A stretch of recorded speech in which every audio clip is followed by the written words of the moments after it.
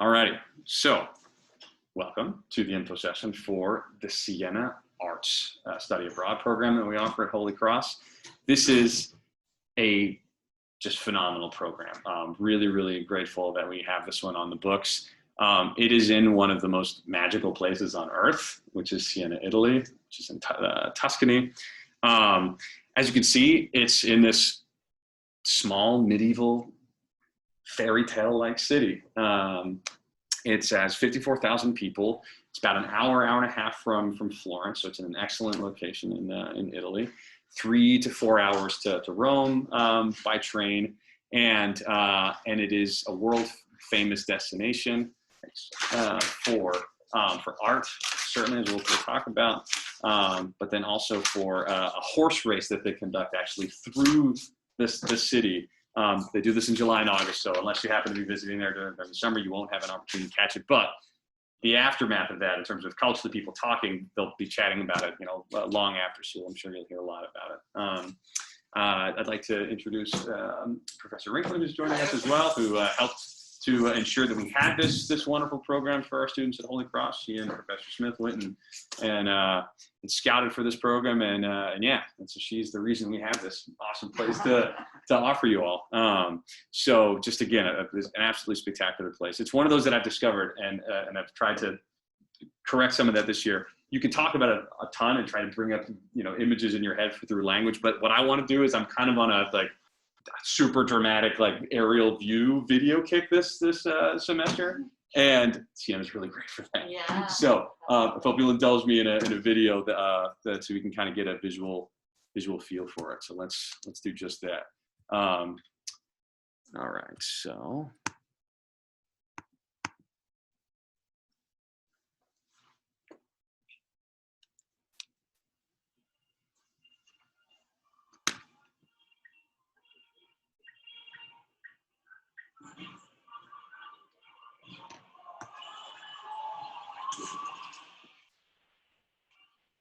If you're still on the fence about studying abroad after this video, there's nothing more I can do. Yeah? Yeah.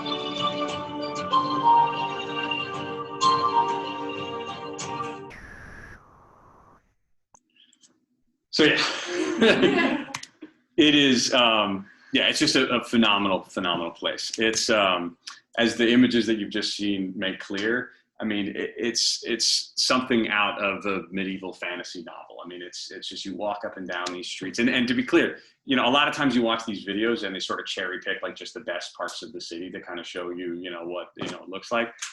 That's all representative. So as you're walking through these streets, everyone, what struck me about this place is that every street has something of interest to it. I mean, you walk a little ways and you walk down a little bit of, you know, a pathway, and you have this view out onto the valley below.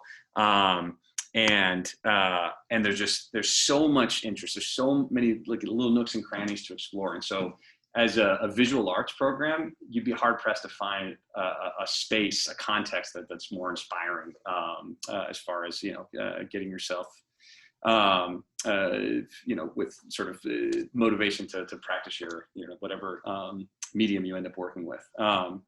And so again, we've started with the context. Anything you'd like to share about your take on the city as well? Well, I was I didn't know if you had gotten into the courses, because I wanted to Not talk yet. a little bit That's about, absolutely. Please. Yeah, no, we'll wait till you get to that. Okay, part, sure. Because there is a particular course that you take that really engages the city in a very specific way. Oh, fantastic. To talk about. Great. Yeah. The other sort of key detail that I'll mention about the city that's important to note is that it's organized into a series of districts that are called contrade. Each district has its own sort of identity, and, you know, imagine sort of school spirit to like the nth degree. You've got and each district has its own sort of often it's an animal or mythical creature that's identified with a, you know, a panther district, and they do an annual horse race. Well, actually, I think it's twice a year that they end up doing it, and then if your contrade wins that horse race, each contrade has a representative that they, you know, have in the horse race. You get bragging rights for like the whole year round. So they're, you know, flying their flags, you know, very, very proudly during that period of time. It's huge honor to win the race.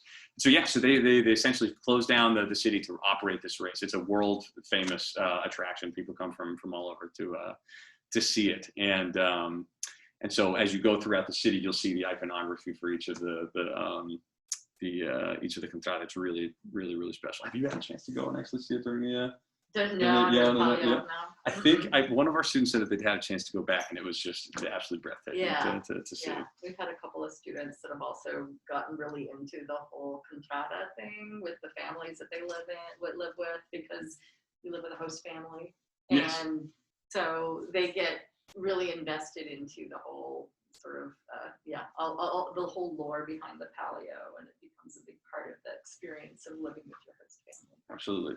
And that's one of the really, it's a perfect segue. One of the really special things about this program is that in terms of your housing, you live with a host family in Siena, which is such a phenomenal thing to set up and have there arranged for you, because it gives you a chance to where your focus here is going to be, you know, on art. I mean, if you have an Italian, we'll get to the course in a minute, but you have an Italian language course that you're able to take to sort of, for those of you who have never taken the language, sort of get a foundation and do a boot camp in the beginning to kind of really, you know, get you prepared. But then, so this, you know, you have this focus academically on art, but then you have this chance to get this really immersive experience as well, culturally and linguistically, so where you're living with a host family, and so you get this access to you know, the cultural insights along the lines of the contrada. So your host family will live in one of those contrada, and of course we'll have all the pride that goes with that particular community. And so it's a really, really fascinating opportunity for y'all to be able to have in a single semester this really rich, both, you know, academic experience, but then also cultural experience. So as I mentioned, it is a visual arts program. Come on in if you're here for the Siena program. Yeah. So no, you don't have to be sorry. Yeah, absolutely. Come on in. Let me see if that. Is that chair? Yeah. Does that one work for? Okay, cool. So it is a visual arts program. It is sort of the visual arts study abroad program that we have. So anybody who's a studio arts major or minor, we'll talk about a museum studies sort of a track that's also offered here. It's just an excellent opportunity. It's tailor-made for you. And so the sort of basic breakdown of the coursework that you're doing there is that you'll take one of your courses will be an Italian language and culture course. That you sort of foreground that in the beginning. It starts off with that to kind of, again, get you prepared for the experience, and able to actually get yourself out in the community and doing, managing your service encounters in Italian, and then certainly, communicating with your host family. So that's one part of it.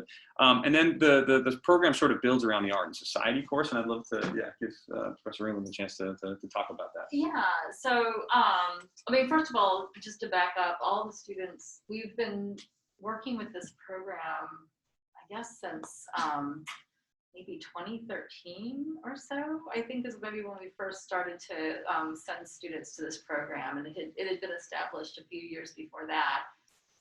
And we've consistently had students attend every year since, with the exception of the pandemic, of course, but the students that go there, without exception, come back loving their experience of the program. They get so much out of it. The Art and Society course, one of the things I wanted to talk about that in particular, which is interesting, is it's a studio art seminar course.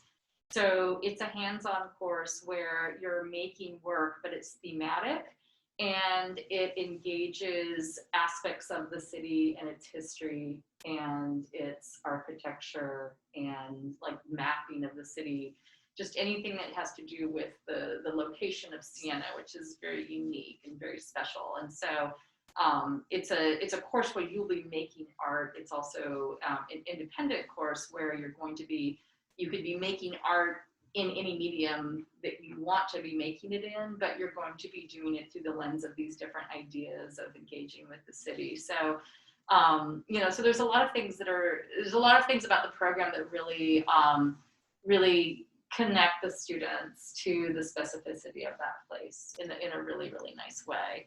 So essentially, you're taking 3 studio courses. So when a lot of times when people see that, they think they get confused with what the Art and Society course is. It is a studio course. So you take that, your studio course, and then you have your 2 electives that are in addition to that. And they have a few things that we don't offer that students have really enjoyed and taken advantage of. So for instance, they have ceramics and silversmithing, and those are 2 things that we don't have. And so especially with silversmithing, students have loved the silversmithing. They really enjoyed getting into the craft of that. I think that there are some videos. As a matter of fact, we'll be seeing a couple of videos as we proceed through the presentation. Process, oh, it's just awesome. really, really great and really fun. And so when students take, they go and attend Siena during one semester. So they go either in the fall or the spring of their junior year, and they're both just as equally as good. So really, you decide which is best for you and your schedule and when you want to be there.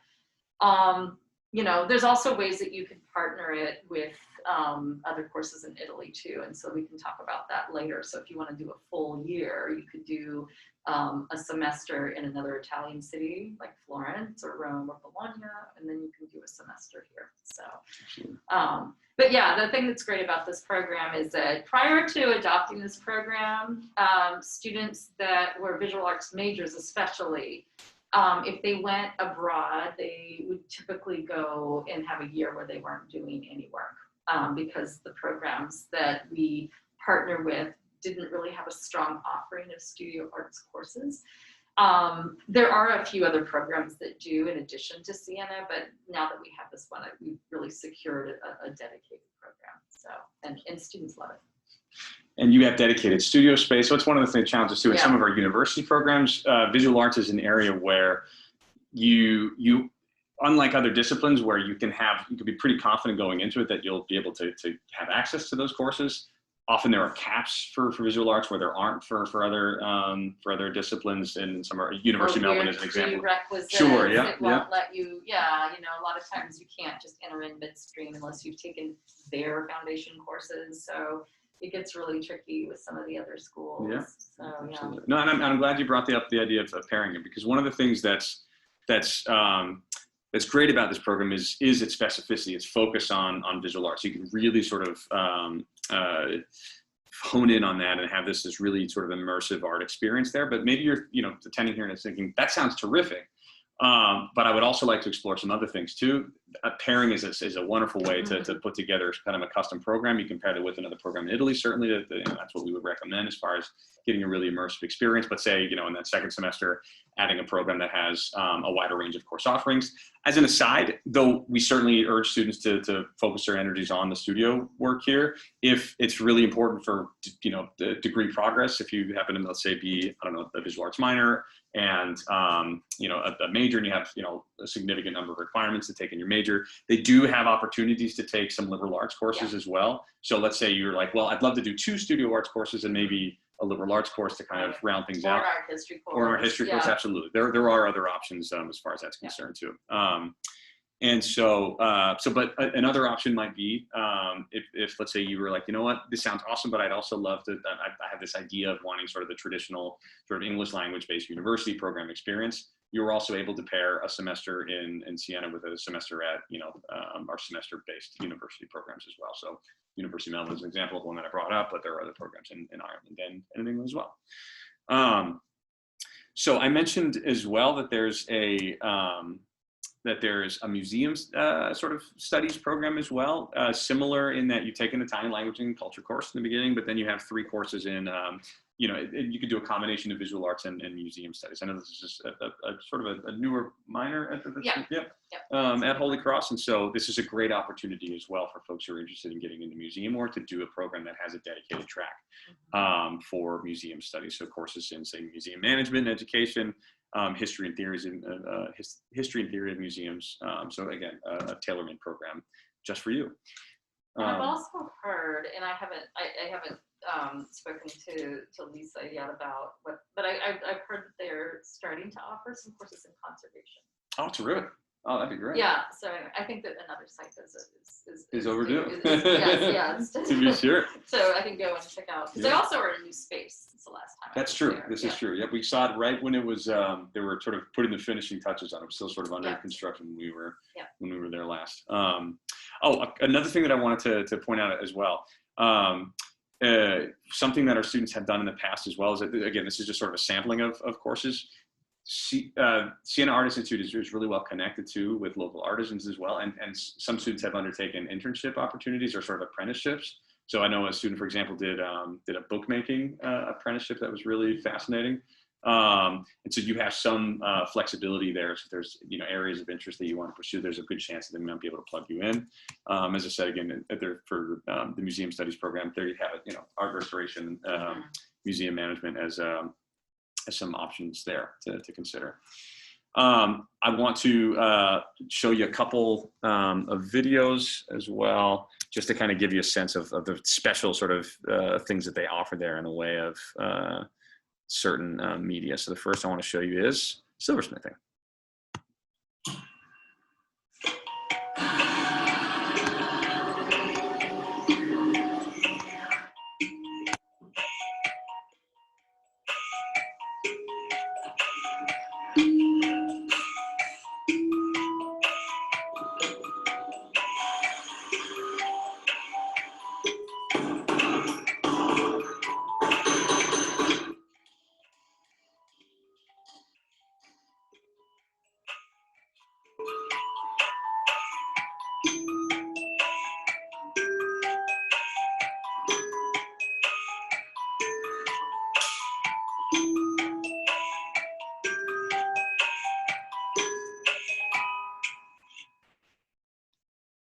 And I've seen some of the work that students have produced as part of this, and it's just awesome.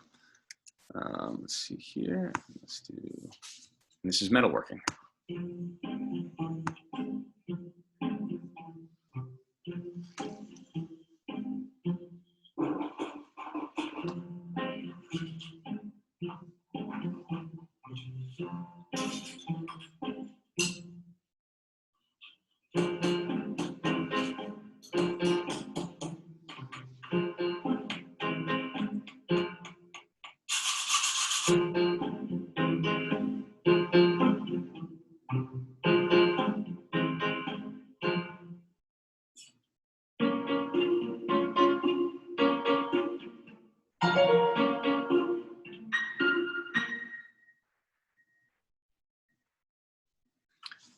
And the last video I want to show you is an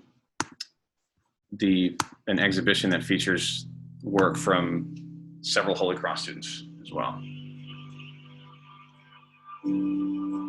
That was one. Yeah. Yeah.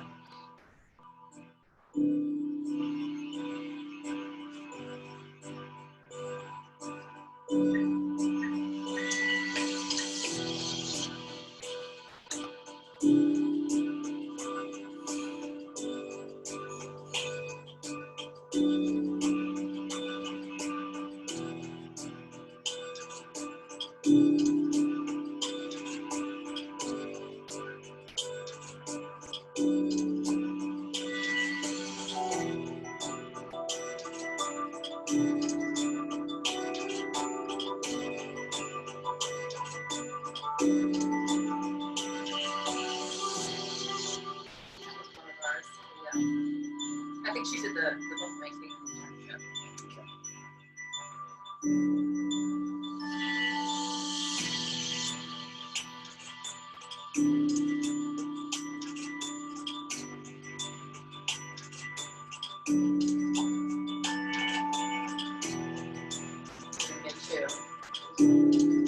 So that was one year when we had 3 students there at the same time. So a lot of times there's like 2 or 3 Holy Cross students at a given time. And it's always a small group as well. Which means that you get tons of hands-on attention from the faculty that are there. It's really stressful. Awesome. So it's a real intimate little cohort when you're there. And as you can see, there's always a contingency of students from Greece. That seems to be a common pull. Sometimes there's a few students from other institutions here in the States. They've had students at any given time from RISD or from Wellesley or from Brandeis. And so it's typically like 12 students. So it's a small group. And which is oftentimes something that is really a great part of it. One student there was one student that felt like she had a hard time connecting because it was so small, but that was the only student in the almost 10 years that we've done this program who didn't really feel who didn't feel that was an advantage. But everybody else comes back from the program just with stars in their eyes, and they absolutely love it. Also, I think a couple of things. Well, actually, how many of you? What are people's various majors in here? Or potential majors or major interests? Who's a studio art major or minor? Hopefully. That's the goal. Okay, awesome. Well, let's just all you have to do is sign up. What about art history or museum studies? Okay. Are you all interested in making art? Because this is a program for that. Yeah. Okay. All right. Yeah. So, and typically we've had this program for majors and minors. Yeah. Yeah. It's typically for visual art, studio or art history, or museum studies or architectural studies. Are there architectural studies students here? Okay, a couple. Yeah. So, we typically, because it is such an intensive program, but it's also really a very user-friendly program. It's very supportive. The faculty there are really great to work with, and the students really, enjoy the peer relationships as well as the mentoring relationships. So if you are a major or a minor, it ends up being a really great opportunity to have that intense studio intensive experience where you have a space to work in. You're working on more independent ideas. And then when you come back in your senior year, you're really nicely positioned to take those into your capstone, whether you're in art history or studio art. For minors, it also, again, it's studio art minors don't take typically the senior concentration seminar, which is where you get a studio space and you work independently.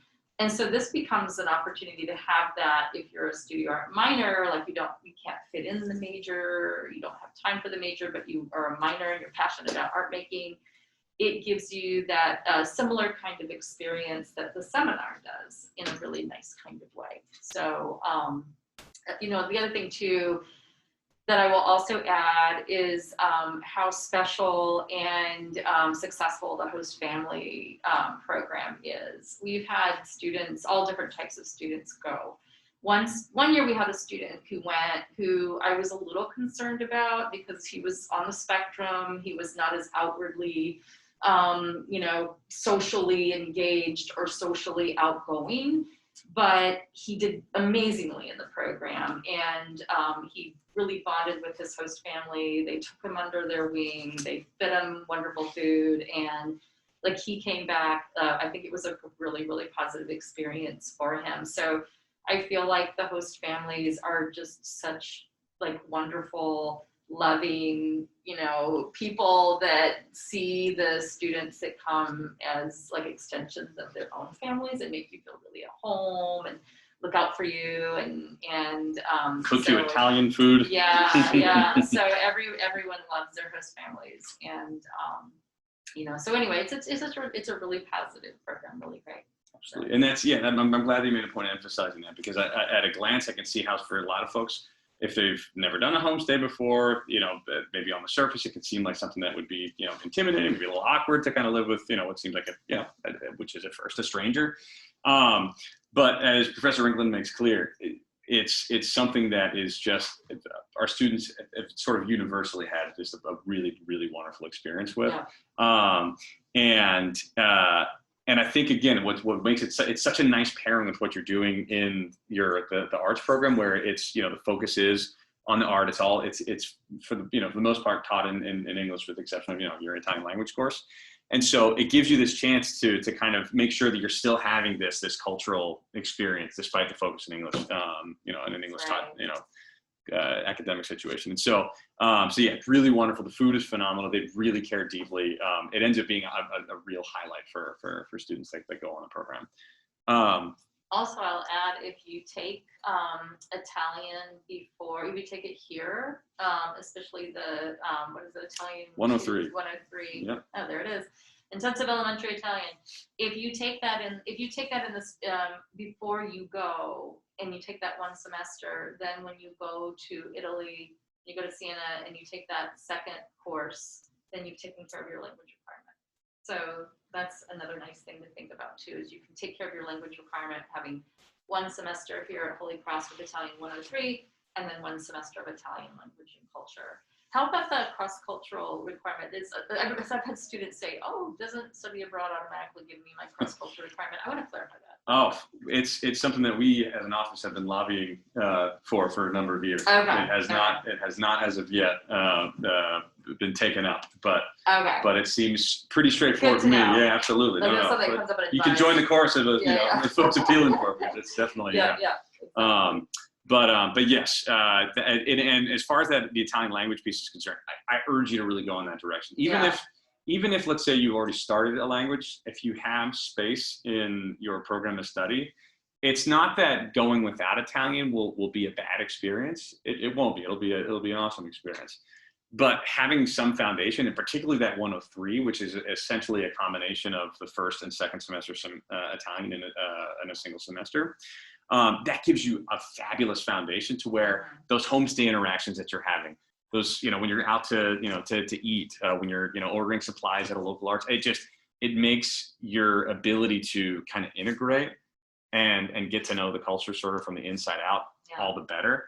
Oh, absolutely. And on that note too, I was just about to mention that if while it is certainly a small program that has, obvious advantages, if there's some concern there about, your peer groups being kind of small, you will have, your neighbors in Florence, which is, it is our destination, sort of Italian language immersion program. We no longer have the Bologna program, so it's now sort of consolidated. Okay. And so we're in Florence. And so all of the students studying Italian in Italy are all in Florence, which is an hour away. And so it's an easy train or bus right away, and students routinely go back and forth to visit one another there. And so And as I said, your folks at, in Rome will be, 3-4 hours away, and public transportation in Europe in general, Italy in particular, very straightforward to navigate. And so, as with all of our programs, we have a minimum suggested GPA of 3.0. As I said in the general info session, if you attended that, don't write yourself off of, study abroad. If you're below that, let us be the ones ultimately that make those decisions around GPA. There are often, the things that we can do to sort of help, conditional admission, things along those lines. So bottom line is, if you're interested in this program, apply for it. The one thing is just important notes to be aware of. Again, to reiterate, you cannot have any deficiencies on your transcript at the time you go abroad, right? So it's okay if you have, let's say you withdrew from a course your first year. It's okay if you haven't yet made that up as of this semester, but by the time you go abroad, either, fall semester or spring semester of your junior year, you need to have, fulfilled that deficiency either through a 5th course at Holy Cross or through a summer course. The registrar likes to make sure that students, don't have any deficiencies at the time they're going abroad. And then you also need to have declared a major prior to going abroad. So it's okay if you don't have a major declared now, and as you're, submitting a study abroad application, we're completely aware that this is a time when those processes are happening. You're making some tough decisions. But there will be the expectation that, once you are, let's say approved for a particular program, before you're actually able to go on that program, you need to have declared a major. And the idea there is that we want to make sure that what your program of study involves in terms of your requirements, and that you're on pace to meet those requirements through your study abroad term and beyond. Questions on eligibility?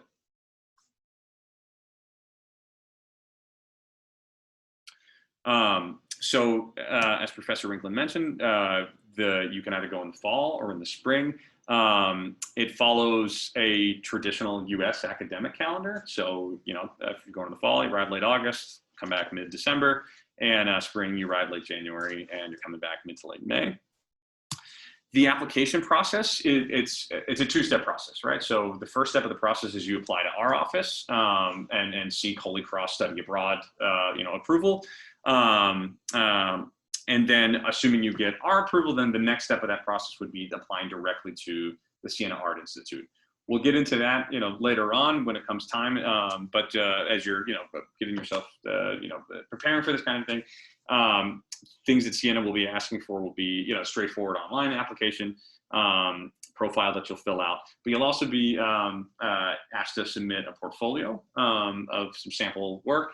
And that's something that I know that you have worked with students in the past on. So if you have questions or concerns about that, that's something we can offer some support on as we get to that step. And so maybe you're thinking to yourself, well, I haven't actually maybe taken visual arts yet. I'm planning to. Should I even bother applying? Yes, you should. If you're planning to in the coming semester, maybe you're thinking, okay, let's say you're planning to go in the spring. That gives you time between now and then to have taken course work in arts and to be able to build a portfolio. And my understanding of Siena, though certainly it is an intensive experience, is that they welcome folks across the spectrum of proficiency in arts. In other words, if you are just getting started out versus you've been doing it for a long time, they sort of meet students where they are. I think it is helpful to have at least some foundation. I think I would go as far as to say you should take courses here before you go there. Yeah, I would actually go as far as to say that. Terrific, yeah. I just don't. This is really a course. I would say that the program is not for a beginner who's never taken a studio art course before. It's really not going to be a good fit. Yeah. And you might be better off going to a different program that has a course that you could take, for enjoyment or for enrichment, or to take to get a common requirement at a different school that doesn't focus on art. But so I would say come. And we've never sent students that didn't have some get foundation. to know the department, take courses, declare a major or minor, or start taking a concentration of courses so that you can, get to know your faculty. Whoever is teaching in the studio department can help you to prepare a portfolio and give you guidance on that and give you advice on that. Certainly I can, but that's why you want to start forming relationships with these professors, because we're all here to help you with that. Other questions or anything? Yeah. Do you all have any other questions about anything with the program? So application, just to in terms of our step of the process, the first step, it's straightforward. You apply at sa.holycross.edu. The most sort of substantive part of the application is a personal statement where in 2 to 3 pages, double space, you identify which program that you're interested in and explain, why you feel that program is a good fit for you, academically, culturally, professionally. How does it help you to sort of meet your goals? And so just to be clear on that note too, a lot of times folks sort of see this application process and sort of have traumatic memories of applying for college. Again, we want you to participate in these programs. It is not about sort of you jump through just the right hoops and maybe we'll consider letting you go. It's not about, prove to me that you're good enough. Right. It's about fit, right? So, what we're wanting to make sure is that when you, apply to this program and I read your essay, you've told me enough about, explaining why you think this is a good fit for you, grounding it in the details of the program and your academics to make clear, oh yeah, this is the right program for her and not, some other program. So that's kind of the idea there. And then, and this program requires 1 letter of recommendation from a faculty member. At this point, if you've not taken visual arts, that's okay. If you provided, again, you have some plans over the next couple of semesters to do that. And so, as far as the letter of recommendation is concerned, it can come from any faculty member that has had you in their class and is familiar with your work, and ideally it's somebody that knows you well, and can comment on you about in terms of your academic performance in general. So it doesn't have to be someone from your major. Often students end up asking one of their Montserrat faculty members to provide them with the letter of recommendation. Just to emphasize again, if before you enter their name into your study abroad online application system, which is the way that you sort of mechanically do that, you enter their name, it auto-generates an email to them at the point that you enter their name requesting a letter of recommendation. So obviously make sure that you've reached out to them prior to doing that as a courtesy to ask them if they would be willing to write a letter of recommendation for you. And then after that, yes, and you can enter their name. Let's see, what was I going to say as well? One of the things on that note too that I generally ask that students try to have their faculty letter writers write the letter to be program general if they can, and just for sort of, and by that I mean just for study abroad in general. Like I based on the student's academic performance, I recommend their participation in study abroad. Because then that gives you the flexibility to then, use that letter for, a different program if this, if it doesn't end up being the program that, that works out for you. Then we don't have to go back to the faculty member, ask them to edit their letter and so forth. So just a small detail there. They can make it, about study abroad in general and not a particular program. And then you upload an unofficial transcript as part of your application. Really, really, really important this year is this idea of a passport, right? So it's okay if you don't have a passport at the time of submitting your study abroad application. However, it is necessary for you to have, at a minimum, applied for a new one or a renewal if you don't have one, or if your passport is going to expire sometime before January 2024.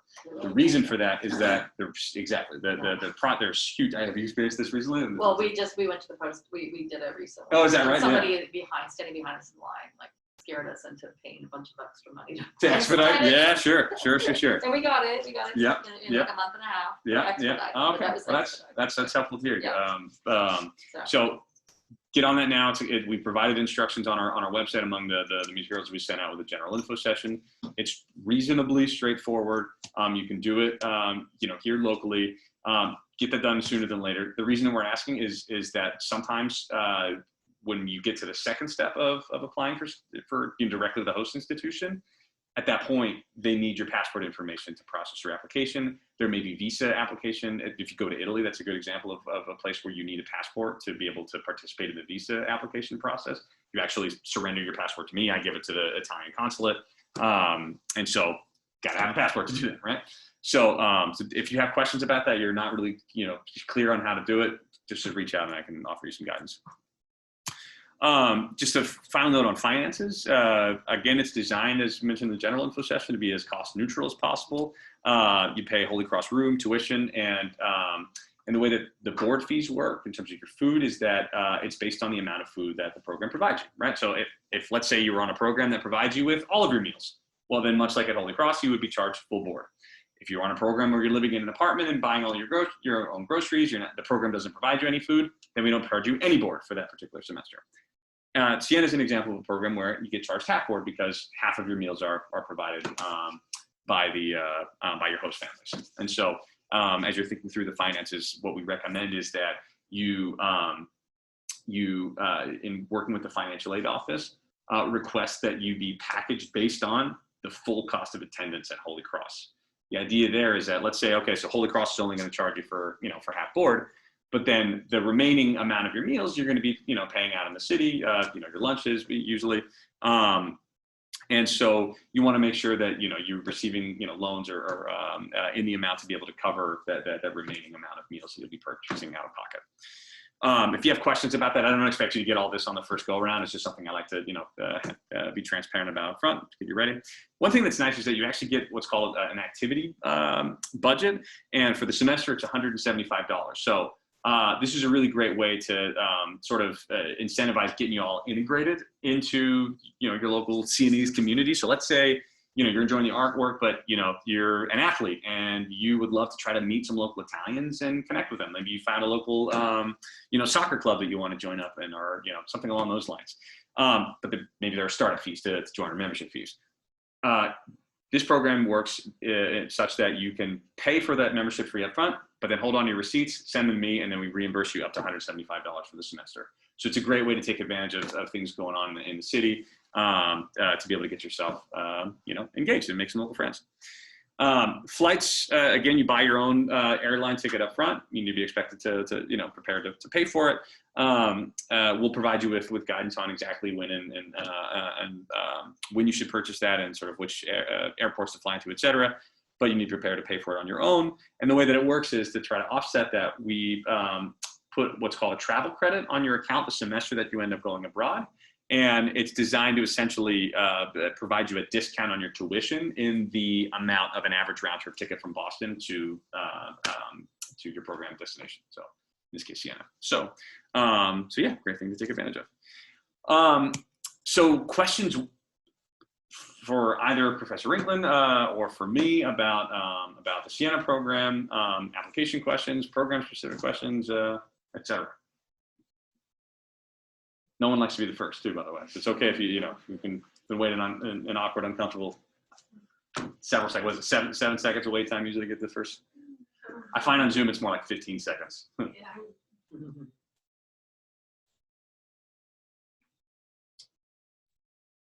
Go for it. I can tell you. Ask the question. Me? Oh, no. Well, I don't know. I'm particularly interested in architecture, so can you tell me more about like the offerings? Because I know it was. So that, unfortunately, I can't tell you as much because I don't know what the offerings are for architectural studies in particular. Like, are you looking more towards like a studio-based architecture program, or like like an architectural historian course?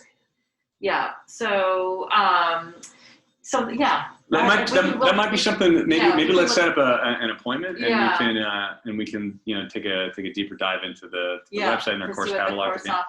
But I suspect that you'll have options that you'll find engaging for sure. Yeah, absolutely. If what you're seeing in terms of the general sort of we'll call it vibe of the program is what you're seems to fit the target. In terms of the coursework, my memory is that there are some offerings that will. Right, will and I would think to like if you wanted to go do it more as like an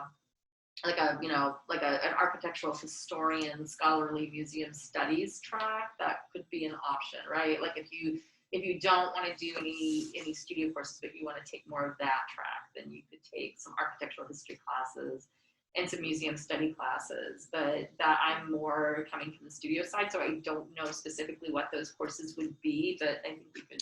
And I think we can find out more. And I think there's an infrastructure in place too for doing independent studies.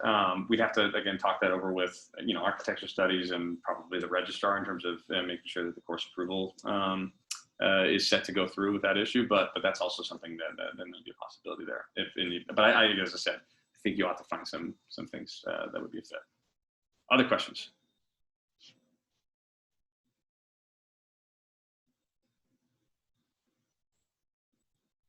Awesome. Well, so I'm gonna hang around for a bit. I'll stop the recording on this guy, and you can come and ask me questions about this program in particular, about any of the other programs. I want to thank Professor Rinkman for being here and sharing her time and chatting about the program. This is a really, really special program. Yeah. I urge you to consider it. The students again have uniformly come back and just been super jazzed on it. It's been an awesome experience for us. Yeah,